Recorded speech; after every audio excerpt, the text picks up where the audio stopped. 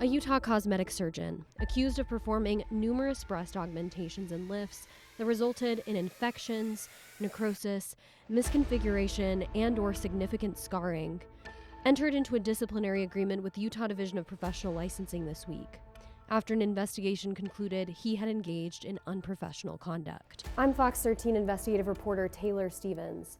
As part of the agreement, Dr. Christopher Kelly's licenses will be suspended for a period of 5 years, and he's agreed not to complete any surgeries without supervision until he becomes board certified in that operation. He'll also be required to undergo a mental health evaluation and complete an ethics course. I wish they could do more, but I'm grateful that they're doing something about it. Royanne Morelli is a mother of 3 who had a breast augmentation with Kelly in 2021 that led to severe complications. Her case was not included in the state's complaint against Kelly, but we previously shared her story, which mirrors those in the complaint. It was the most excruciating pain I'd ever felt in my life. Last fall, Morelli told us she hoped to see a permanent revocation of Kelly's license. Anything less, she argued, I feel like you're just giving them the opportunity to start doing this all over again. If it didn't change now, what's going to change in a couple of years? Where appropriate and when the public can be protected, we want to give people a chance to rehabilitate. Mark Steinagel is director of the Division of Professional Licensing, or DOPL. He told Fox 13 News in a previous interview that it's more common in these types of cases for a license to be put on probation than revoked. We shouldn't do that if they can't, but if they can, we should give them a chance. The agreement Kelly signed this week says DOPL received several complaints about the doctor from late 2021 to the end of 2022.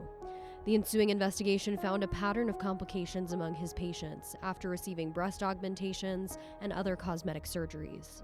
The state also found Kelly failed to keep adequate records and had improperly prescribed opioids to one patient. DOPL said it believed there was evidence in other instances that Kelly had prescribed controlled substances to people he didn't have a formal medical relationship with. Kelly was originally scheduled to defend himself before the state's medical licensing board during a 4-day hearing this week, but entered into this agreement with the state instead. That's fairly common, according to Steinagel. A very high number of our cases settle because people don't like going to a hearing if our evidence is strong.